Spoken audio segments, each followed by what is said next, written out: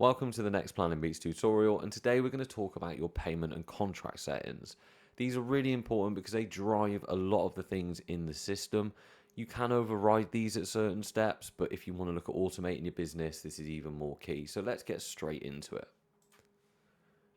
So as always, during setup, let's go down to settings. And today we're looking for payment and contract. If you ever need a bit of help with this, you can always search in the bar. Once you're on that page, you'll see something that looks a little bit like this. Now, the top option is super simple. You literally hit connect. Currently, I am connected to my Stripe, and this will open a world of options for your client to pay. This is one of the most powerful parts of our system, and you can then use Apple Pay, Google Pay, Pay by Bank, ACH, credit card, debit card, Klarna. There's, I think, over 50 options available in Stripe, and I've done another video in this tutorial list that you can go and check out on how to set up your Stripe payment options. But for now, if you have an account, just sign in. If you haven't, this will actually take you through the steps to create an account. Once that's connected, that's all you need to do. It's really simple, Stripe. And then you have some other options. So these options here will add information to your invoice. So you see you can put in information here, here, here, and here. We've provided these options just in case you want to use an alternate route.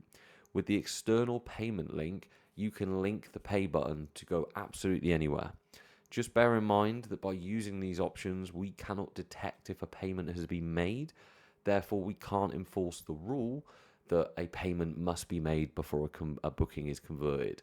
So just bear that in mind. You will have to manually update the payments and stuff like that. But I know a lot of DJs using the system that love this option because it just gives them control over what they want to do.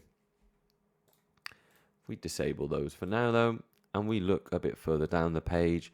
This is where it gets really important. So you've got your client booking information. So how should the client pay to confirm? Is it a deposit that you're asking for? Do they need to pay the full balance? Or can they pay later? You can turn all of these on. You could say, right, if a client wants to go through one of my brochures or proposals, they can pay later. It doesn't matter, and it will let them confirm the booking and book you without paying. For me personally, I say they need to pay a deposit, and this is how I have mine set up. The same's then asked of the contract. So must the contract be signed, or can they sign it after they've booked you? It's completely up to you, and you can toggle either option on or off. And then a little bit lower down, you've got your options for the deposit itself. So you've got percentage, a fixed amount, or a number of installments. A number of installments, if we take 4 as an example, we'll split those evenly. The first will be classed as the deposit. Pop that back. And then the final balance due. So how many days before the event day do you want to be paid? Super simple. Mine personally is 21 days. The required full balance if the event is within X amount of days is slightly different.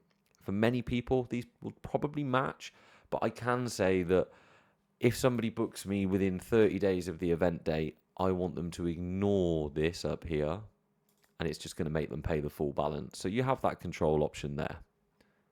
And then finally, once the deposit's paid and the client's jumping into their client portal, can they pay in custom amounts, or do you want them to stick to exactly what you set up here?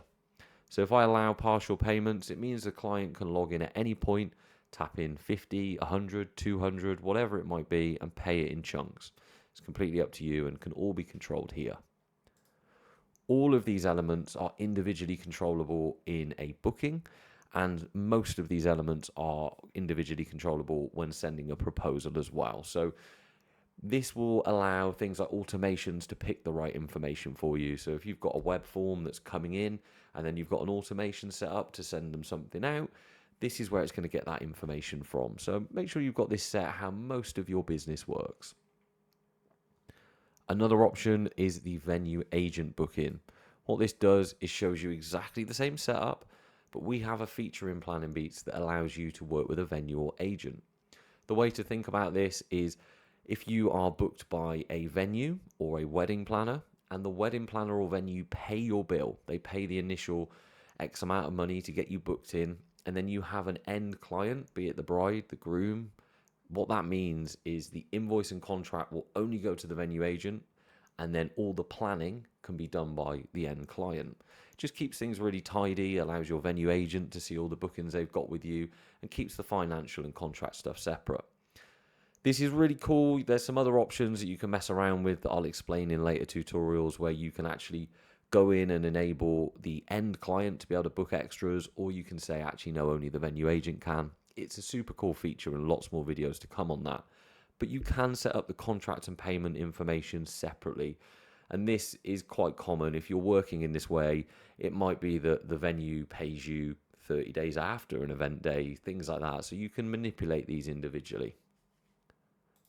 If it isn't required by you, just literally leave it blank. It will make no odds.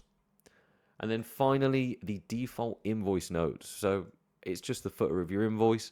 If you want to use invoices only and not do any payment options for your client and just give them an invoice, you can do. I just recommend you put some stuff in your invoice notes, and this will populate on all invoices. Things like your bank details, payment terms maybe, stuff like that. Maybe just a little thank you to say thank you for your work. And that is it for this section. So I'll see you in the next tutorial.